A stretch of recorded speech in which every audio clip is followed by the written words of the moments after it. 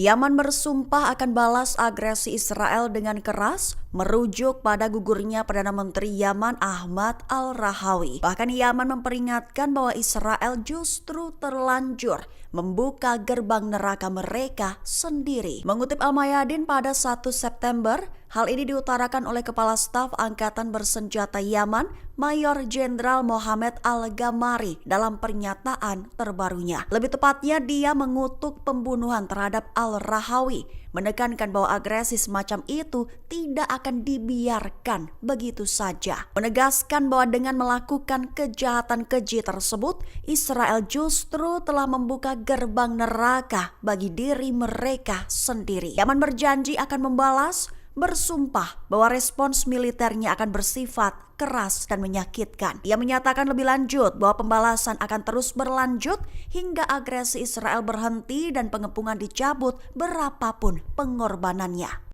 Perlawanan Iran bersiap gempur Israel secara bersama-sama, menegaskan bahwa Iran akan memberikan tanggapan yang menghancurkan kepada rezim Zionis. Mengutip Tasnim pada 1 September, hal itu diutarakan oleh pihak Korps Garda Revolusi Islam atau IRGC dalam pernyataan terbarunya Minggu 31 Agustus 2025. Lebih tepatnya, IRGC mengutuk serangan terhadap ibu kota Yaman yang merenggut nyawa Perdana Menteri Ahmad Al-Rahawi dan beberapa menteri kabinet serta para pembantunya. Digambarkannya sebagai kejahatan perang yang terang-terangan terhadap kemanusiaan dan contoh nyata terorisme yang disponsori negara, menyentil keberadaan dan posisi Amerika Serikat dalam dukungan penuhnya terhadap agresi Israel di Gaza dan sekitarnya, memperingatkan bahwa pasukan perlawanan Islam Iran dan dengan dukungan dari negara-negara bebas di seluruh dunia akan menanggapi rezim Zionis dengan tegas,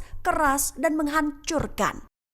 Kapal Israel dihantam serangan rudal balistik Yaman di Laut Merah Utara. Ledakan dahsyat dilaporkan terdengar. Mengutip Al-Mayadin pada 1 September, hal ini diumumkan langsung oleh juru bicara Brigadir Jenderal Yahya Sari pada Senin 1 September 2025 waktu setempat. Lebih tepatnya, Sari mengumumkan bahwa Yaman telah melakukan operasi militer yang menargetkan kapal tanker minyak Israel Scarlet Ray di Laut Merah Utara pada Minggu 31 Agustus 2025. Persenjataan yang dipakai adalah menggunakan rudal balistik dan langsung mengenai kapal tersebut. Lantas, dilaporkan bahwa sebuah kapal tanker milik Israel berbendera Liberia itu mengalami ledakan keras. Lebih lanjut, Sari menekankan bahwa operasi itu merupakan bagian dari dukungan berkelanjutan Yaman bagi rakyat Gaza, bersumpah akan melakukan serangan lebih lanjut terhadap target-target milik Israel. Nyawa Benyamin Netanyahu disebut dalam bahaya dan berpotensi menjadi target balas dendam Yaman. Terkini Lembaga Keamanan Israel telah memutuskan untuk memperketat keamanan di sekitar Perdana Menteri Israel tersebut. Mengutip Kabarni pada 1 September, hal ini diumumkan Lembaga Penyiaran Israel atau IB pada Minggu 31 Agustus waktu setempat. Langkah luar biasa untuk melindungi Netanyahu itu menyusul dirinya sekaligus pejabat Israel lainnya yang menjadi buron Mahkamah Pidana Internasional atas tuduhan kejahatan perang di Gaza. Selain itu, dua pertemuan pemerintah juga telah dipindahkan ke lokasi yang aman dan rahasia sebagai bagian dari peningkatan langkah-langkah keamanan. Lebih tepatnya dilaporkan bahwa Dinas Keamanan Internal Shin Bet telah mengambil langkah-langkah khusus dan luar biasa terkhusus untuk melindungi Netanyahu, Menteri Pertahanan Israel Katz, dan pejabat senior lainnya. Mengingat ancaman nyata Yaman untuk membalas pembunuhan anggota pemerintahan mereka.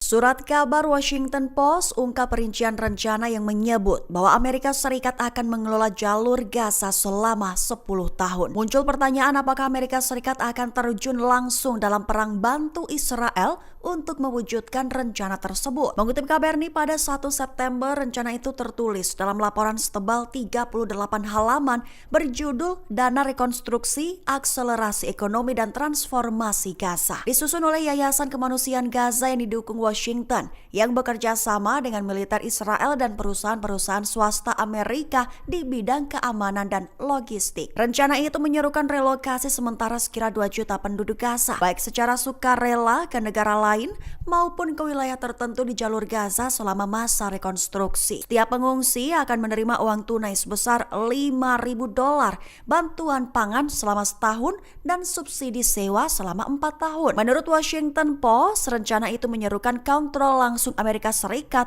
atas sistem yang diawasi PBB saat ini. Surat kabar itu juga meyakini bahwa detail rencana tersebut konsisten dengan pernyataan Donald Trump sebelumnya, di mana Amerika harus mengambil alih kendali Gaza dan membangunnya kembali menjadi Riviera Timur Tengah.